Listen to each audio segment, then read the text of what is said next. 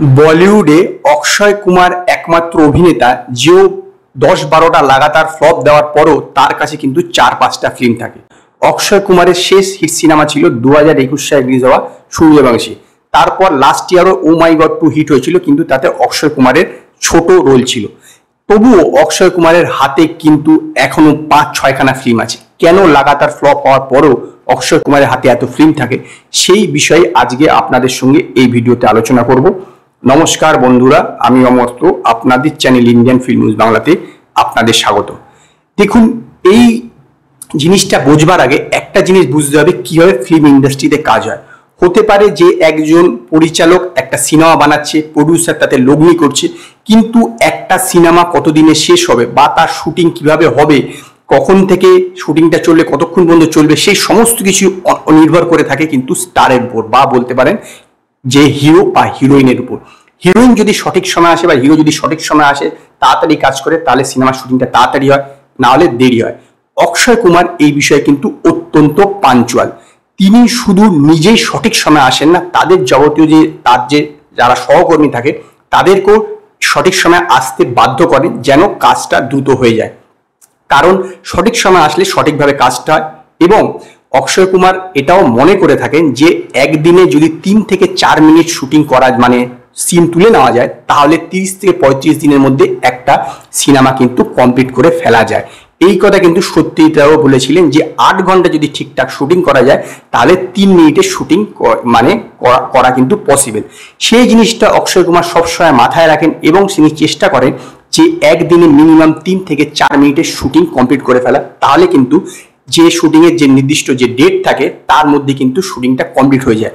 না হলে দেখবেন বহু সিনেমার ক্ষেত্রে কিন্তু কি হয়, যে শুটিং এর যে স্কেডিউল ছিল সেটার বাইরে গিয়েও কিন্তু শুটিং হয়ে থাকে, মানে শুটিং চলতেই থাকে, কারণ সিন কমপ্লিট হয় না। এবং অক্ষয় কুমার যেটা বললাম যে তাদের সহকর্মীকে সঠিক সময় মানে শুধু নিজেই আসে না, তাদের সবাইকেও ডেকে নেয়। কিছুদিন আগেই কপিল শর্মার শোতে এসে মৌসুমী চ্যাটার্জি বলেছিলেন যে জিতেন্দ্র তাদের সময় যে হিরো ছিলেন, তিনিও কিন্তু বক্স অফিসে সেরকম সাফল্য পেতেন না, কিন্তু তার কাছে প্রচুর সিনেমা থাকতো। তার কারণ তিনি শুধু নিজেই সঠিক সময় আসতেন না, যেই সময় কল টাইম থাকতো সেই সময় আসতেন না, তিনি তার সহকর্মীদেরকেও বাধ্য করতেন যে সঠিক সময় আসতে। তিনি তাদের লাগাতার ফোন করতে থাকতেন যেন ঠিক সময় আসে। তার ফলে কি হতো, যে কাজটা দ্রুত হতো এবং সঠিক সময় পৌঁছানোর জন্য, এবং কাজটা দ্রুত হতো এবং সঠিক সময় কাজটা উঠে যেত। এবং সেই জন্য তাকে বলা হতো প্রডিউসার ম্যান, যেরকম অক্ষয় কুমারকেও বলা হয়। অক্ষয় কুমারকে প্রডিউসার ম্যান এই কারণে বলা হয় যে তিনি কাজটা দ্রুত করেন এবং সঠিক সময় আসেন এবং বাকিদেরকেও সঠিক সময় নিয়ে আসেন। এর ফলে কি হয়, যে ধরুন একটা সিনেমার বাজেট হচ্ছে 30 কোটি টাকা, এতে কি হয় যে দ্রুত কাজটা তুলে দেওয়ার জন্য, সঠিক সময় কাজটা হওয়ার জন্য কিন্তু 28 কোটি টাকায় কমপ্লিট হয়ে যায়। মানে রিলিজ হওয়ার আগেই প্রডিউসারের কাছে কিছুটা প্রফিট হয়ে যায়। এবং এইটা একটা বড় কারণ যে প্রডিউসাররা তাকে বেশি প্রেফার করে।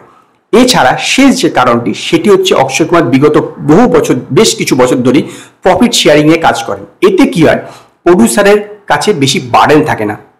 যদি প্রফিট হয় তাহলে অক্ষয় কুমার পাবে, যদি লস হয় তাহলে পাবে না। এতে কি হয়, যে সিনেমার যে বাজেট আছে তার উপর ইফেক্ট করে না। প্রডিউসার জানে যদি হিট হয়ে যায়, যদি চলে, তাহলে অক্ষয় কুমার পয়সা দিতে হবে, না দিতে হবে না। এতে জন্যই অক্ষয় কুমারকে সবাই নিতে চায়, কারণ সে বলতে পারেন যে সিনেমাটা কিন্তু ফ্রিতেই করছে, যদি হিট হয় তবে সে পয়সা নেবে। এবং এইটা একটা বড় কারণ কিন্তু তার এত সিনেমা পায়। এর আগেও 1997 থেকে 2000 সাল পর্যন্ত তার লাগাতার 16টা ফিল্ম ফর্ম ছিল, তখনও কিন্তু তার কাছে 4-5টা ফিল্ম ছিল। এটাও কিন্তু তার এখন ব্যাট প্যাচ চলছে, তথাপি তার কাছে এই জন্যই এত সিনেমা আছে। এই 3টে কারণ আমার মনে হয় যে তার লাগাতার সিনেমা ফ্লপ হওয়ার কারণও এত সিনেমা তার হাতে আছে। তো আপনারা আপনাদের রায় জানান কমেন্টে যে আপনাদের কি মনে হয় এই বিষয়ে। যদি আপনাদের এই ভিডিওটি পছন্দ হয়, ভিডিওটিকে লাইক করুন, কমেন্ট করুন, শেয়ার করুন, আর নতুন নতুন আপডেটের জন্য আমার চ্যানেলকে সাবস্ক্রাইব করুন।